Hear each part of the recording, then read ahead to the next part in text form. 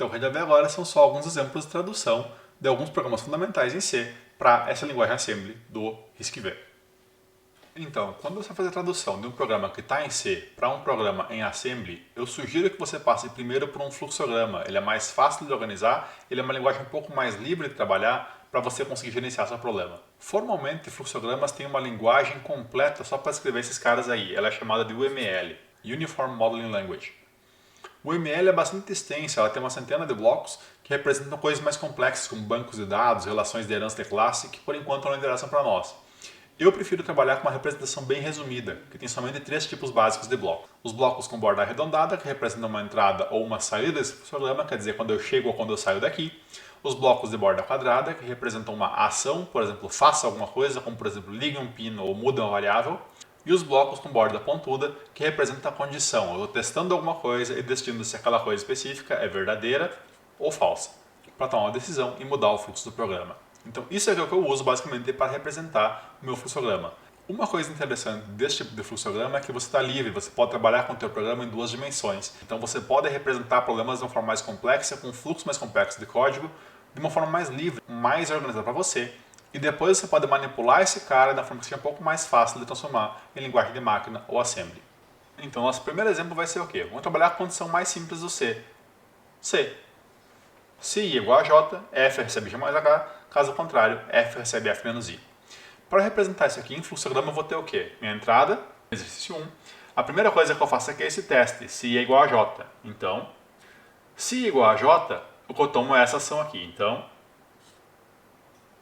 se I não for igual a J, o que eu faço agora é tomar a outra ação, F recebe F menos I. Depois dessa ação aqui, meu programa encerra. Só esse bloco está voando agora, quando essa condição aqui acaba, quer dizer, quando essa condição aqui encerra, eu ainda assim tenho que rodar esse comando. Então, quando esse bloco termina, eu tenho que rodar esse aqui mesmo. Então, roda para cá. Essa marcação como ele está aqui agora é algo bastante simples, fica fácil de representar, fica fácil de desenhar diagrama. Mas como ele está aqui, eu ainda não consigo passar para Assembly. Quando eu vou trabalhar com Assembly, Assembly é uma linguagem de texto, ou seja, ele aparece uma linha embaixo da outra linha e aí por diante. Isso quer dizer que esse bloco aqui do lado desse eu não vou conseguir representar. Eu preciso que ele esteja em sequência para conseguir representar esse cara direitinho. Então, para eu conseguir mapear isso aqui para Assembly, o que eu vou fazer? Eu vou pegar esse diagrama aqui e eu vou achatar. Eu vou tornar ele numa linha, tornar numa coluna, que eu posso traduzir depois para Assembly.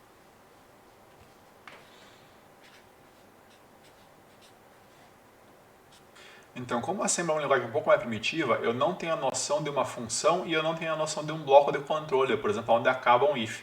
Só que eu tenho em Assembly são a noção de lugares, quer dizer, eu tenho partes da memória que eu posso dar um nome para elas para falar dela. Então, por exemplo aqui, x1, que é a entrada do meu exercício, é o começo da função, eu preciso dar para ele um nome do lugar.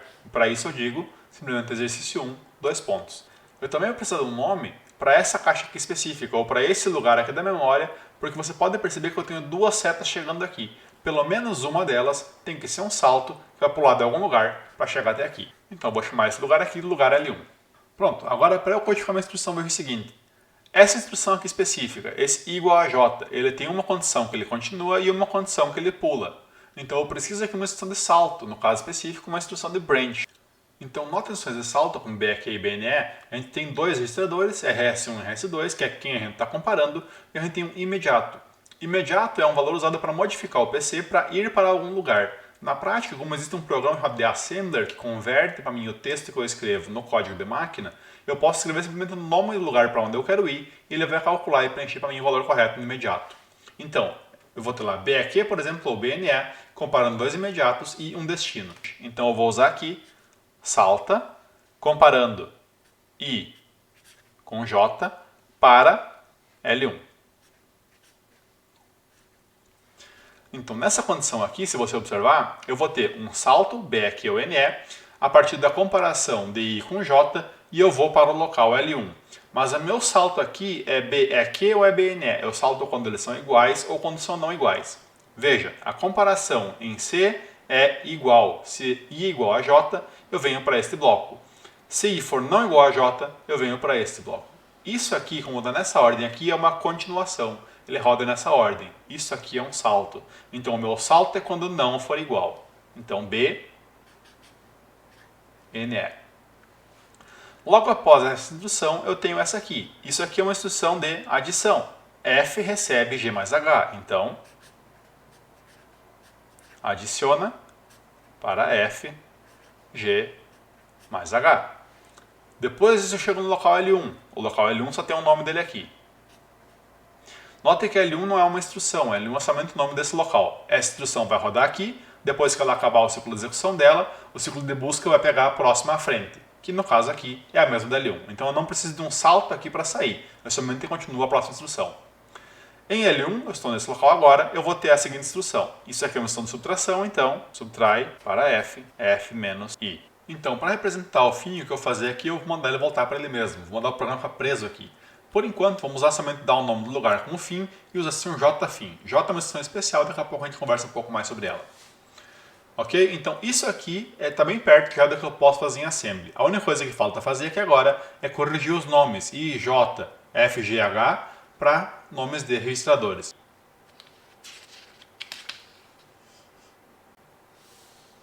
Ok, então para eu conseguir representar o programa finalmente em assembly, a única coisa que eu tenho que fazer é trocar o nome das variáveis em C por alguns registradores que eu aloquei para representar essas variáveis.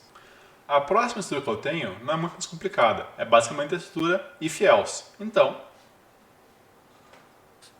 do ponto de vista de fluxograma, isso aqui muda o quê? Só o que muda é para qual é o caminho que se segue depois que executa essa instrução. Então ela fica um bloco de entrada, quando eu entro pela comparação. Então, se minha comparação é verdadeira, eu venho para essa instrução. Se minha comparação é falsa, eu venho para essa instrução. E em qualquer uma das duas, eu vou para o fim do programa. Então, pronto. Esse aqui é o meu fluxograma. Da mesma forma que antes, ele ainda não está linear. Ele ainda tem blocos aqui que estão rodando em paralelo, que estão um do lado um do outro. Para transformar em assembly, eu preciso achatar o fluxograma. Mas aqui tem uma das razões pela qual eu gosto de mostrar esse cara em paralelo, ou mostrar ele em fluxograma.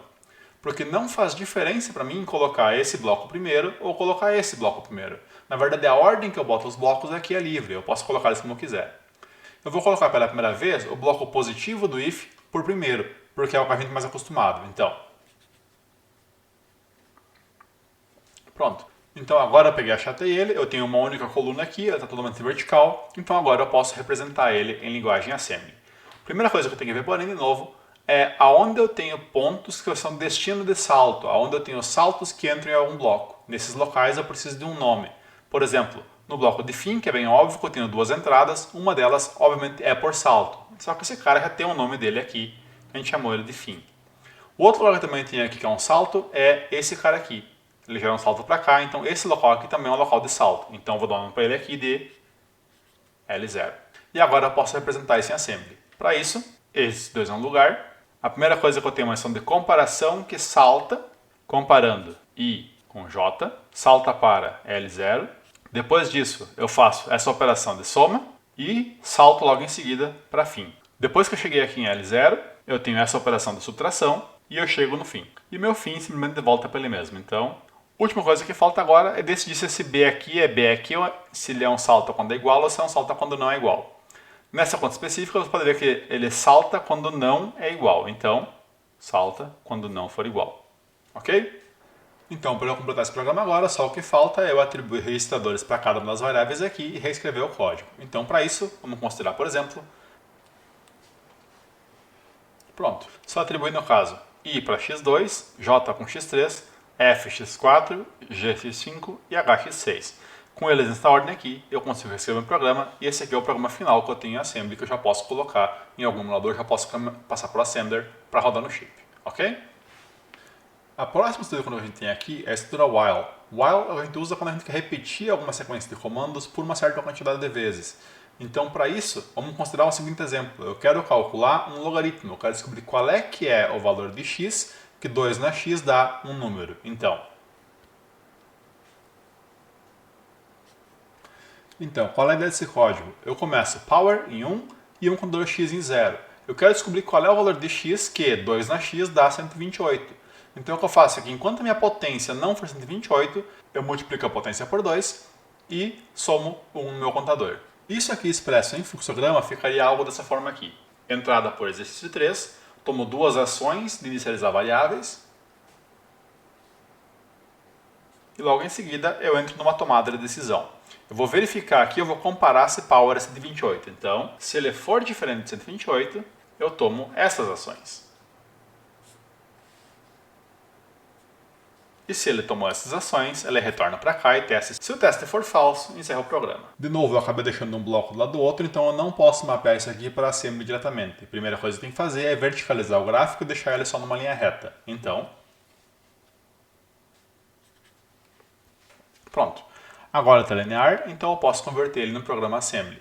Só o que eu tenho que fazer novamente é dar nomes para os lugares que são destinos de salto. Esse local aqui é um destino de salto, eu salto daqui para cá, mas ele vai ter o nome de fim. E essa parte aqui interna é um salto interno, que é um loop, então vou chamar esse cara de L0 novamente.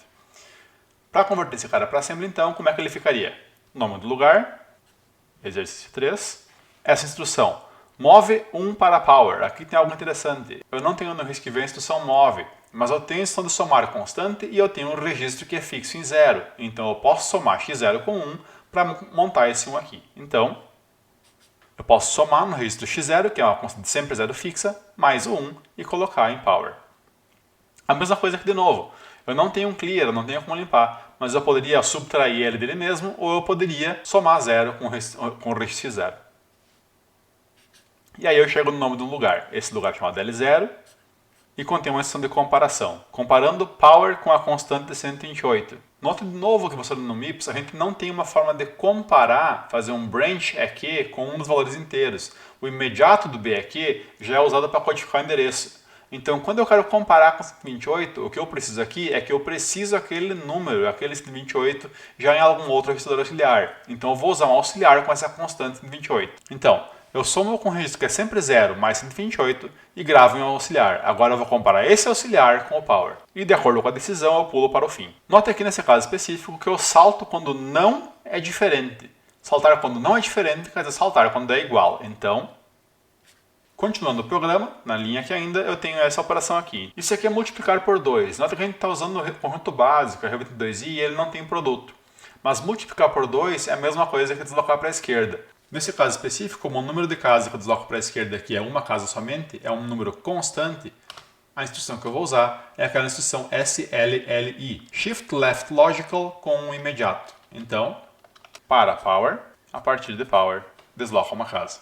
Em seguida, eu tenho que somar 1 ao valor x. Então, e encerrando aqui, eu tenho um salto que retorna para a minha conta de loop. Então, continuando aqui, acabei depois do salto, eu chego num local chamado de fim. E o fim salta sempre para ele mesmo. Então, pronto. Esse aqui é meu código, esse aqui é meu while, como está desenhado nessa forma aqui. O interessante, porém, do while é o quê? Quando eu peguei dessa forma original que eu estava aqui, com ele lateral, e achatei com o while embaixo, ele ficou mais parecido com o que estava no C. Mas eu também posso fazer o contrário. Eu posso achatar ele aqui com essa condição do while aqui, com o conteúdo do while, antes da condição. Como é que será que ficaria isso aqui? E eu vou colocar esse bloco de comando aqui em cima, antes desse. Então eu vou ter aqui essas instruções. Como movi esse bloco de comandos para cá, o que eu tenho embaixo dele é o bloco de comparação. Então, e por último, quem falta aqui é o bloco de final. Agora vamos ligar as linhas com um pouco mais de cuidado.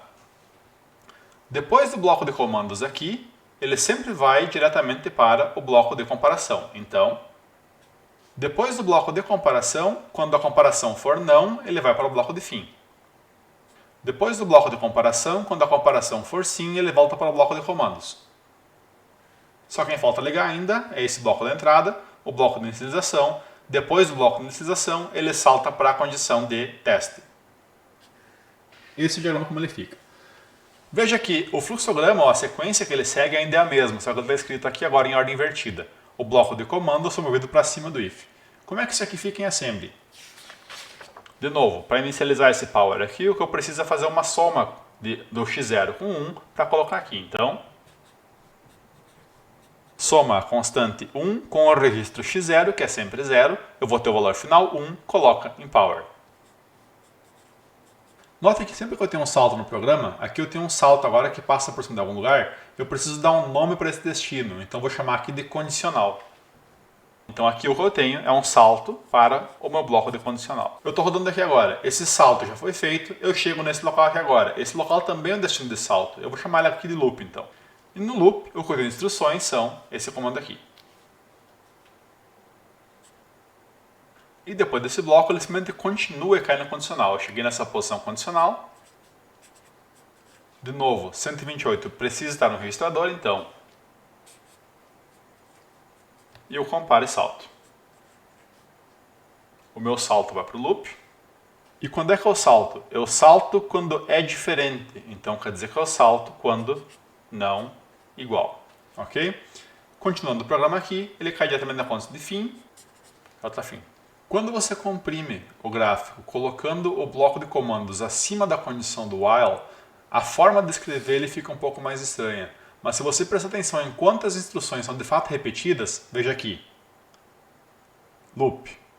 1, 2, 3, 4 instruções são repetidas. Aqui o que você tem é 1, 2, 3, 4, 5.